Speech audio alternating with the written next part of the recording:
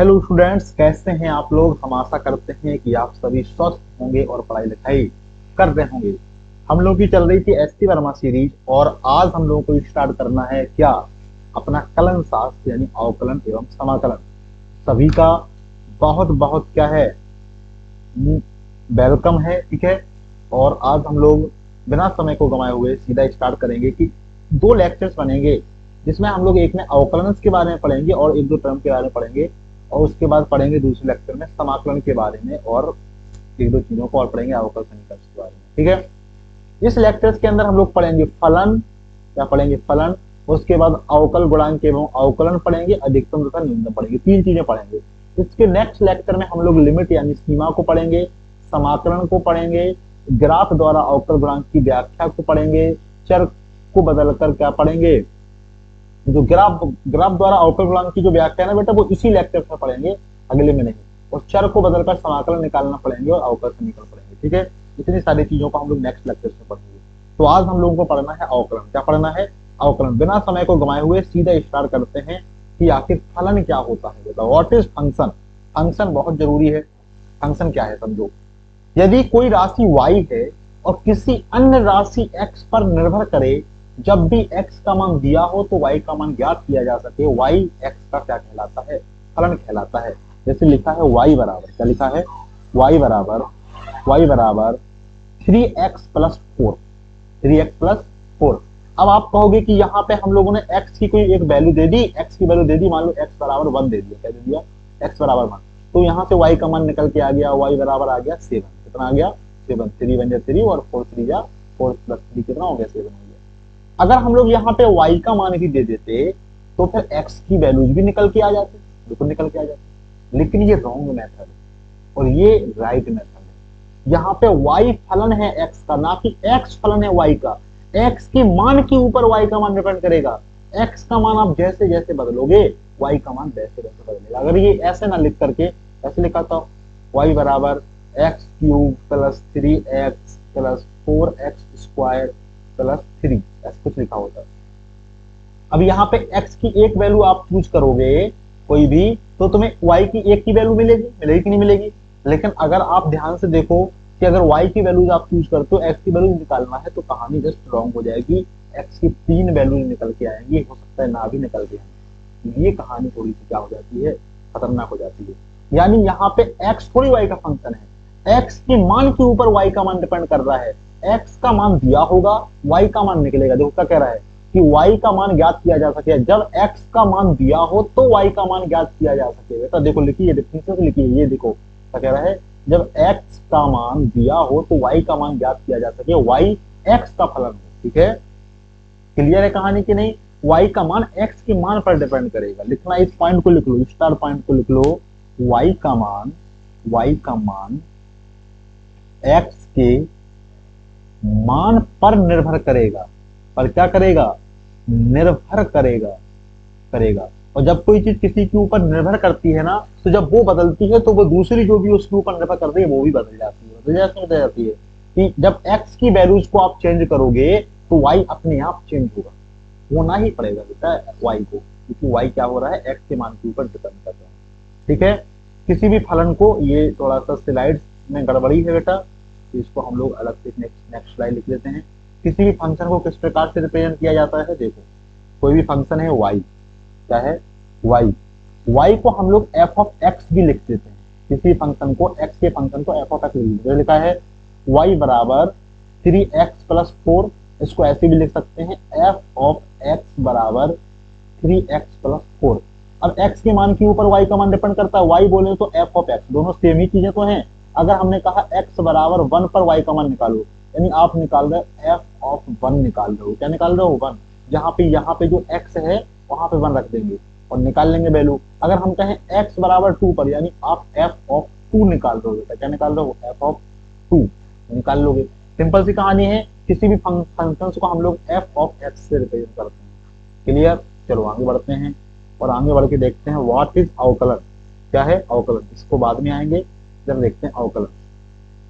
अवकलन यानी परिवर्तन की दर। इसकी दर, परिवर्तन की दर। देखो क्या लिखा है, कह रहा माना कोई फलन y x का एक फलन है। तो यहाँ पे देखो, यहाँ पे लिखा है माना कोई फलन y x का कोई क्या है फलन है, तो x के मान को परिवर्तित करने पर y का मान भी परिवर्तित होता है। बिल्कुल होगा भाई, जब कोई चीज डिपेंड करेगी दूसरे के ऊपर तो उसको बदलोगे तो दूसरा बदलेगा ही अपने आप। x के मान के सापेक्ष y के परिवर्तन की दर y का x के सापेक्ष अवकलन कहलाता है। देखो इस कहानी को पहले समझते हैं, कहानी को समझते हैं तभी क्लियरिटी आएगी। क्या कह रहा है देखो, y क्या है यहाँ पे, y हमारा फलन है, और किसका फलन है, x का फलन है बेटा, किसका फलन है, x का फलन। और x यहाँ पे चर है, क्या है, चर है। y यहाँ पे क्या है, फलन है, क्या है, फलन। y का मान x के मान पर निर्भर कर रहा है। x का मान बदलेगा तो y का मान भी बदल जाएगा। अगर मान लो हमने x का मान बदल गया, x डेल्टा x चेंज कर दिया, कितना कर दिया, डेल्टा x, यानी x का मान x1 से x2 कर दिया, यानी x2 माइनस x1 क्या हो जाएगा, डेल्टा x हो जाएगा। क्या हो जाएगा, डेल्टा x। मान लो हम लोगों ने x के मान में डेल्टा x परिवर्तन कर दिया तो y के मान में डेल्टा y परिवर्तन हो गया। कितना हो गया, डेल्टा y, यानी x1 पर y का मान y1 था, x2 पर y का मान क्या था, y2 था। तो कितना होगा, क्या कह रहा है कि x के सापेक्ष, हमेशा चर के सापेक्ष चीजें बदलेंगी ना, दूसरे के चर के सापेक्ष तो बदल नहीं जाएंगे। वह सापेक्ष परिवर्तन की दर ही क्या कहलाता है, कहलाता है हमारा अवकलन। अब परिवर्तन की दर एक नया शब्द है, सिंपल भाषा में हम आपको समझाने का प्रयास करेंगे। क्यों, क्योंकि हम लोग फिजिक्स के लिए मैथ्स को पढ़ रहे हैं, ना कि मैथ्स को पढ़ रहे हैं। एक परिभाषा देखो, देखते हैं, हम लोगों ने जब वेग की परिभाषा पढ़ी थी ना बेटा, किसकी, वेग की, तो वेग को हम लोगों ने परिभाषा में कहा था कि विस्थापन के परिवर्तन की दर, कि एक सेकंड में कितना विस्थापन चेंज हो रहा है, दिस इज द वेग। विस्थापन परिवर्तन की दर क्या कहलाती है, वेग कहलाती है।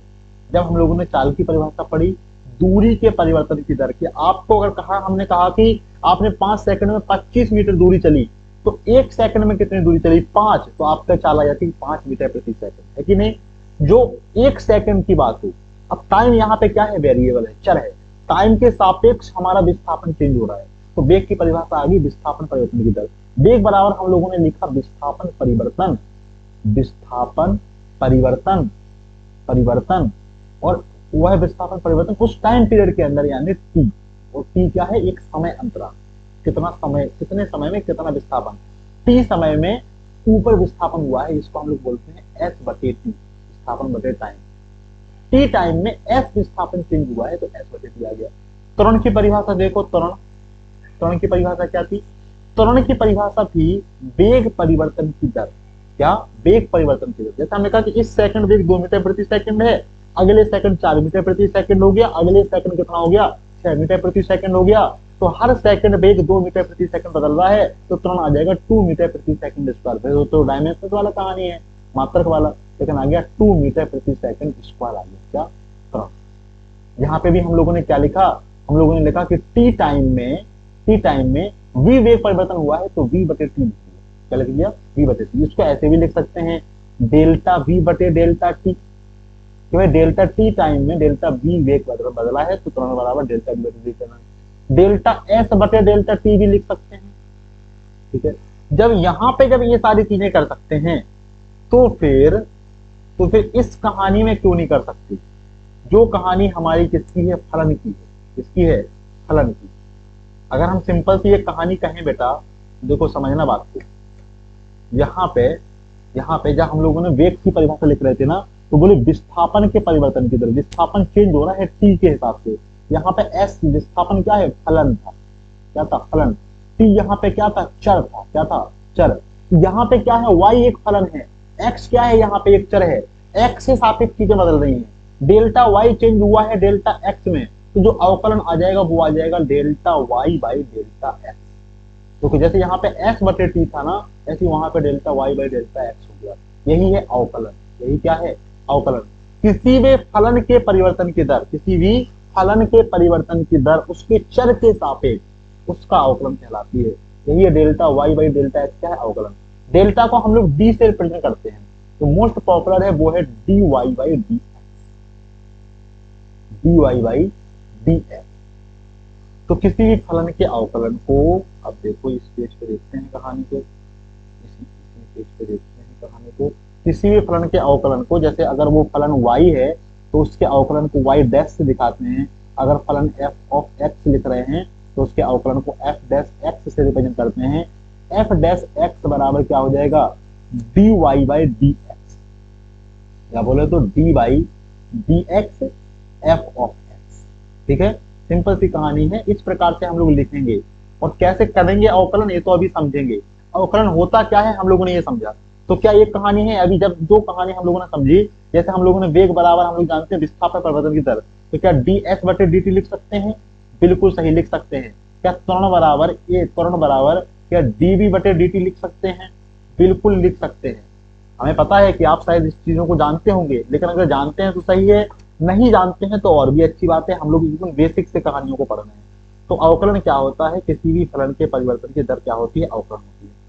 कुछ निश्चित फलनों के अवकलन क्या होंगे, इनको हमको रटना पड़ेगा। देख लेते हैं इधर, देखो कहानी, इधर पे कहानी ये थी।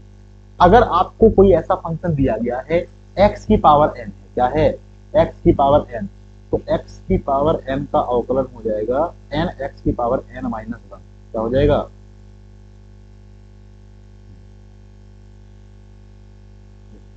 अगर कोई फलन है आपके पास x की पावर n, क्या है x की पावर n, तो उसका अवकलन हो जाएगा n x की पावर n माइनस 1। अगर आपके पास कोई फलन है sin x का अवकलन होगा cos x, इसी प्रकार tan x का होगा sec square x, cot x का होगा minus cosec square x, cos x का होगा minus sin x, sec x का होगा sec x tan x, cosec x का होगा cosec x cot x, ln x का होगा 1 बाई x और e की पावर x का होगा e की पावर x। ln x बोले तो log, क्या होगा log बेस tan x को हम लोग बोलते हैं ln, क्या बोलते हैं ln x। ठीक है, अगर बेस में tan है तो दिस इज द ln। और एक चीज और, एक बहुत छोटी सी कहानी जो हम लोगों को समझनी पड़ेगी। अगर किसी भी कांस्टेंट का अवकलन हो रहा है, जैसे मान लो हम लोग कहें कि D by D x constant, constant बोले तो कोई जिसकी वैल्यू चेंज नहीं हो रही है, इसका अवकलन जीरो होगा। क्यों जीरो होगा, क्योंकि भाई जब वो वैल्यू चेंज ही नहीं हो रही है तो चेंज होने की दर क्या होगी, जब कोई किसी का मान परिवर्तित ही नहीं हो रहा है तो परिवर्तन की दर क्या हो जाएगी, शून्य हो जाएगी। सिंपल सी कहानी है। इसीलिए किसी भी कांस्टेंट के अवकलन की दर क्या होती है, फिक्स होती है। अब हम लोग देखते हैं कि किसी भी एक ऐसे छोटे से क्वेश्चन को देख लेते हैं जिससे आप लोगों को सेटिस्फैक्टरली कैसे अवकलन निकालना है। जैसे लिखा है y बराबर x square plus 3x plus 4, कहेंगे इसका अवकलन निकालो, यानी आपको निकालना है dy बाई डी एक्स। क्या हो जाएगा dy by D x, D by D x x के सापेक्ष निकालना है, और ये हो जाएगा x square plus 3x plus 4, तो x square plus 3x plus 4 और बराबर एक्स स्क्वायर का जब हम लोग अवकलन करेंगे तो 2 क्या आ जाएगा बाहर, यानी एक्स की पावर n का है ना, सबका अलग अलग कर देंगे बेटा। जैसे कभी भी जितने भी सारे पद लिखे हो ना प्लस माइनस में, सबका अलग अलग अवकलन करेंगे। जैसे एक्स स्क्वायर है, 3x है, 4 है, तो D by D x x square plus D by D x 3x plus D by D x 4। अब x की पावर n का कॉन्सेप्ट बन रहा है कि नहीं यहाँ पे, तो हो जाएगा 2x की पावर 2 माइनस 1 यानी 1, तो प्लस 2x, 3x है तो 3 बाहर निकल आएगा। जब भी कोई कांस्टेंट मल्टीप्लाई में लिखा होगा वो उस डी बाई डी एक्स से बाहर आ जाएगा, तो 3 बाहर आ गया, उसका अवकलन नहीं होगा। x का अवकलन होगा x की पावर 1, तो x की पावर 1 तो 1, x की पावर 1 माइनस 1 तो माइनस 1 0, x की पावर 0 को 1 हो जाएगा, प्लस ये कांस्टेंट है कि नहीं 4, यहाँ पे कोई चर है ही नहीं, कांस्टेंट का अवकलन होता है 0, तो प्लस 0, तो कितना आ गया 2x प्लस 3 आ गया, यानी y बराबर x square plus 3x plus 4 का जो अवकलन आ गया वो आ गया 2x प्लस 3। कितना आ गया बेटा 2x प्लस 3। कोई दिक्कत नहीं, और सारे याद कर लेंगे वैल्यूज को। ठीक है, आगे बढ़ते हैं। अवकल गुणांक, व्हाट इज डिफरेंशियल कोएफिशिएंट। अवकल गुणांक और अवकलन में कोई डिफरेंस नहीं है, बस छोटा सा डिफरेंस है कि अवकलन किसी भी फलन के परिवर्तन की दर को दिखाता है और अवकल गुणांक किसी एक पॉइंट पर, किसी ग्राफ के पॉइंट पर दिखाता है, किसको, किसी अवकलन के परिवर्तन की दर। देखो लिखा भी है परिभाषा, किसी दिए गए बिंदु पर अवकलन के बदलाव की दर को मापता है। फलन में परिवर्तन और चर में परिवर्तन का अनुपात अवकल गुणांक कहलाता है।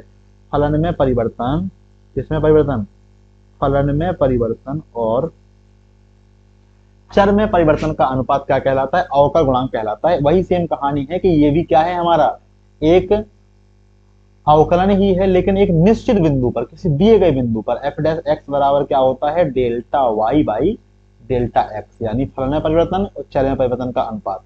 अब जैसे हम लोगों ने लिख दिया कि भाई D by D x sine x का अवकलन हो गया कितना, कॉज एक्स। ठीक है, तो ये किसी एक पॉइंट पर ही निकल के आ गया कॉज एक्स, एक फॉर्मूला टाइप का आ गया बेटा। तो साइन एक्स का अवकल गुणांक कॉज एक्स ही है। क्यों, अब एक ओवरऑल एक ऐसा फॉर्मूला निकाल लिया कि तुम हर एक एक्स का कुछ और मान पुट करोगे, तुम्हें कॉज एक्स का कुछ और मान प्राप्त होगा। यानी एक्स बराबर 30 पर, एक्स बराबर 30 पर रेट ऑफ चेंज यानी अवकलन कुछ और है, और एक्स बराबर 60 पर अवकलन कुछ और है। भाई कॉस 30 का वैल्यू कुछ और होती है, कॉस 60 की वैल्यू क्या होती है, कुछ और होती है। यही है कहानी, सिंपल सी कहानी। अवकल गुणांक भी एक क्या है, किसी पॉइंट पर अवकलन ही तो है, और जो फॉर्मूलेज लिखे हैं वो हम लोग अवकल गुणांक ही लिखे हैं। क्या लिखे हैं, अवकल गुणांक। आगे बढ़ते हैं, ग्राफ द्वारा अवकल गुणांक की व्याख्या। कह रहा किसी बिंदु पर ग्राफ की ढाल उस फलन के अवकल गुणांक को प्रदर्शित करता है।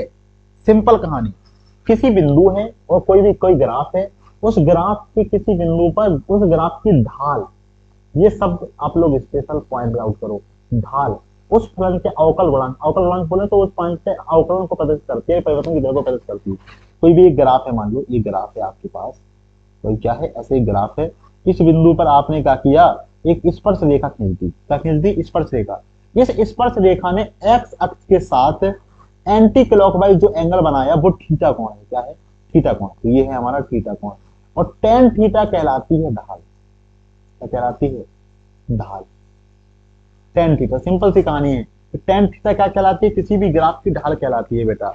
तो टेन थीटा ही क्या है, अवकलन दिखाता है। किसी पॉइंट पर आप एक स्पर्श रेखा खींचते हो उस पॉइंट से, और वह स्पर्श रेखा एक्स अक्ष से एंटी क्लॉकवाइज जो कोण बनाती है वो कोण है थीटा। कितना है, थीटा। और थीटा है तो टेन थीटा, यानी ढाल निकाल लेंगे। टेन थीटा उस पॉइंट पे किसको दिखाएगा, अवकल गुणांक को दिखाएगा। अब सिंपल सी कहानी है, देखना जैसे ये ग्राफ है, ये ग्राफ है, ये थीटा है। क्या है, ये थीटा है, थीटा और ऐसे कर लिए। ठीक है, ये वाला क्या है, डेल्टा एक्स है। क्या है, डेल्टा एक्स। और ये सॉरी एक बार थोड़ा सा दिक्कत हो गई। ये ऊपर की तरफ ये कहानी y होगी ना, ये ऊपर, this is the delta y। ठीक है, ये है डेल्टा y और ये है डेल्टा x। क्या है, डेल्टा x। और ये है थीटा। क्या है, थीटा। तो टेन थीटा बराबर क्या होता है, टेन थीटा बराबर हम लोग जानते हैं लाल बटे कका से लंब बटे आधार। और यहाँ पर थीटा के सामने वाली वजह कौन सी है, लंब डेल्टा y। तो डेल्टा y और आधार क्या है, डेल्टा x। तो डेल्टा x, तो टेन थीटा बराबर क्या है, delta y by delta x। This is the tan theta. Delta y by delta x ही तो अवकलन होता है। तो टेन थीटा किसी पॉइंट पे क्या दिखाने वाला है, अवकलन दिखाएगा। किसी भी ग्राफ की जो ढाल होती है वो दिखाती है अवकल गुणांक को, यानी उसके अवकलन को दिखाती है। कोई दिक्कत इसमें, चलो आगे बढ़ते हैं, आगे बढ़ते हैं और देखते हैं अधिकतम तथा न्यूनतम क्या होता है। आपके फिजिक्स में इसका इंपॉर्टेंट बहुत ज्यादा है नहीं, लेकिन चूंकि सीरीज तो एससी वर्मा है, उसमें अधिकतम तथा न्यूनतम दिया गया है। तो समझेंगे कैसे निकालेंगे अधिकतम तथा न्यूनतम, समझेंगे। जैसे ये ग्राफ है, क्या है, एक ग्राफ, ऐसे समझो, ये ग्राफ ऐसे बना। ठीक है, इस पॉइंट को देखो, यहां से लेके यहां तक हमारा इधर x है। क्या है, x है। इधर क्या है, y की वैल्यू है। जैसे जैसे x का मान बढ़ रहा है वैसे वैसे y का मान बढ़ रहा है, यानी रेट ऑफ चेंज हमारी पॉजिटिव है। क्या है, पॉजिटिव। अब देखो इस पॉइंट से लेके यहां तक का पॉइंट देखो, यहाँ पे जैसे जैसे x का मान बढ़ रहा है वैसे वैसे y का मान क्या हो रहा है, यानी यहाँ पे रेट ऑफ चेंज क्या है, नेगेटिव है। जब चर के सापेक्ष फलन की वैल्यूज कम हो तो वहां पे रेट ऑफ चेंज नेगेटिव आएगा। क्या आएगा, नेगेटिव। यानी सोचो कि x बराबर 1 पर y का मान कितना था, 2 था, और x बराबर 2 पर y का मान 1 हो गया। y का मान क्या हो गया, 1 हो गया। तो x का मान 1 से 2 हो गया, x के मान बढ़ने से y का मान घट गया। तो डेल्टा x की बात करें तो 2 माइनस 1 कितना, 1 आ गया, और डेल्टा y का मान कितना, 1 माइनस 2 यानी माइनस 1 आ गया। तो अवकलन कितना आ जाएगा, -1/1 यानी -1 आ जाएगा, है कि नहीं। इसी प्रकार कहानी है कि जब भी x के मान के यानी चर के मान के बढ़ने के साथ y का मान कम हो तो वहां पे परिवर्तन यानी अवकलन या परिवर्तन की दर नेगेटिव होती है। तो इस दौरान रेट ऑफ चेंज क्या है, पॉजिटिव है। इस दौरान क्या है, नेगेटिव है। इस बिंदु पे देखो, जिस पॉइंट पे सबसे ज्यादा कहानी, पहले बढ़ रही थी रेट, फिर रेट घटने लगी, एक जो मैक्सिमम जो पॉइंट है, ये वाला जो पॉइंट है, ये वाला पॉइंट, इस पॉइंट पे कहानी क्या है, शून्य है। उस पॉइंट पे ना तो बढ़ रहा है ग्राफ, ना तो घट रहा है, स्टेबल ग्राफ। क्या है, स्टेबल ग्राफ। इस बात को समझ लिए। ऐसे इस पॉइंट को देखो, जब ग्राफ इधर घट रहा था और इसके बाद क्या हुआ है, बढ़ा है, इसके बाद क्या है, बढ़ा है, यानी फिर से पॉजिटिव रेट हो गई। इस पॉइंट पर ना तो ग्राफ बढ़ रहा था, ना ही ग्राफ घट रहा। तो कोई भी फलन आपको दिया गया है y, उसका क्या निकाल लेंगे, अवकलन निकाल लेंगे। क्या निकाल लेंगे, अवकलन। अवकलन यानी y डैश निकाल लेंगे। अब y डैश पे ये चेक करेंगे कि किन किन बिंदुओं पे y डैश का मान शून्य है। क्या है, शून्य। जहां जहां पे y डैश का मान शून्य है, वहां वहां या तो वैल्यूज अधिकतम है या तो न्यूनतम है। दिस इज द मैक्सिमा और दिस इज द मिनिमा। ये क्या है, मैक्सिमा है और ये क्या है, मिनिमा है। तुम्हें ये पता चलेगा कि किन किन x की वैल्यूज के ऊपर रेट ऑफ चेंज शून्य है, तो या तो वहां पे अधिकतम है या तो वहां पे न्यूनतम है। लेकिन अब वहां अधिकतम है कि न्यूनतम है, ये कहानी समझनी क्या है, जरूरी है। थैंक यू नहीं, एक स्लाइड यहाँ पे निकालते हैं और स्लाइड के साथ ऐसे देखते हैं, ठीक है। चलो देखो समझते हैं, इस बात को भी समझेंगे। अब आपके पास एक ऐसा ग्राफ है, अधिकतम की कहानी पहले समझते हैं। एक ऐसा ग्राफ है, ये पॉइंट आपका क्या है, अधिकतम। क्या है, अधिकतम। क्या है, अधिकतम। इस पॉइंट के बाद कहानी क्या होगी, घटेगी। इस पॉइंट के बाद कहानी क्या होगी, पॉजिटिव होगी, ठीक है। इधर नेगेटिव होगी और यहाँ पे dy बाई dx का मान क्या होगा, शून्य होगा। dy dx का मान क्या होगा, शून्य होगा। फिक्स आ गया कि भाई मान लो x के ऊपर dy बाई dx का मान क्या है, शून्य है। अगर हम लोग इसके बाद अगर हम लोग x की वैल्यूज को बढ़ाएं, थोड़ा सा बढ़ाएं, मान लो x बराबर 3 पर, x बराबर 3 पर dy dx क्या आ गया, शून्य आ गया। समझते चलना कहानी को। तो अगर वो अधिकतम का पॉइंट है, तो तुम जब अधिकतम पे होते हो ना, तो उसके बाद नीचे ही आओगे। शेक्सपियर का एक बहुत अच्छा कोट भी है कि जब आप मैक्सिमम जगह पे पहुंच जाते हैं, पहले क्या है, पहले आप संघर्ष करेंगे, मेहनत करेंगे, एक पोजीशन को अचीव करेंगे। जब आप उस पोजीशन पे मैक्सिमम पॉइंट पे होंगे, तो फिर चांस नीचे आने का ही है, उसके ऊपर थोड़ी जा पाओगे, क्योंकि आप मैक्सिमम पोजीशन पे हो। तो फॉल करोगे, तो क्या करोगे, फॉल करोगे। अगर आप अधिकतम हो, यानी अधिकतम पॉइंट पे बैठे हो, तो अगर x की वैल्यूज बढ़ा दिए, थोड़ी सी बढ़ा दिए, मान लो x की वैल्यू 3.1 कर दिए, क्या कर दिए, 3.1। x बराबर 3 पर तो अधिकतम यानी dy बाई dx का मान 0 है, लेकिन थोड़ा सा x का मान बढ़ा दिए, तो यहाँ पे क्या हो जाएगा, dy dx का मान, dy dx का मान नेगेटिव हो जाएगा, क्योंकि थोड़ा सा आगे बढ़ा दिया। जब dy dx का मान क्या हो गया, नेगेटिव हो गया, x की वैल्यूज को बढ़ाने पर अगर dy dx का मान नेगेटिव हो गया, तो हम लोग समझ लेंगे कि जो पॉइंट अपन को मिला है, वो पॉइंट मिला है अधिकतम का। किसका मिला है, अधिकतम का। और जिस x के मान पर अधिकतम का मान मिला है, मान लो x का मान 3 है, तो dy dx के अंदर नहीं, मेन फलन के अंदर जो y बराबर जो वैल्यूज लिखी हैं, उसमें इसकी x की वैल्यूज को पुट करके y का मान निकाल लेंगे और आ जाएगा अधिकतम मान। क्या आ जाएगा, अधिकतम मान। सेम कहानी होगी न्यूनतम की। अगर ग्राफ ऐसे बना है बेटा, कैसे बना है, ऐसे, ऐसे, और ये है तुम्हारा न्यूनतम पॉइंट। x की वैल्यूज बढ़ाने पर तुम्हारा ग्राफ बढ़ेगा, ना कि घटेगा, क्योंकि तुम ऑलरेडी मिनिमम पॉइंट पे हो। x की वैल्यूज बढ़ा दिए और dy dx का मान, dy dx का मान पॉजिटिव आ गया, तो क्या हो जाएगी कहानी, समझ जाओगे कि मिनिमम है। और मिनिमम है तो तुम्हें पता चल गया कि x की उस वैल्यूज पर मिनिमम है, किस वैल्यूज पर, dy dx का मान जहां पे 0 है, उस x का मान मेन फलन y में रख दोगे, तो तुम्हारा क्या निकल के आ जाएगा, न्यूनतम वैल्यूज निकल के आ जाएगी। तो अधिकतम न्यूनतम हम लोगों ने समझ लिया, अवकलन समझ लिया, और ग्राफ के द्वारा अवकलन समझ लिया। समझ तो लिए, लेकिन किसी भी चीज को पढ़ने का सही तरीका होता है। देखो क्या होगा, अगर आपको सफलता पानी है ना बेटा, तो किसी एक चीज से सफलता नहीं मिलेगी।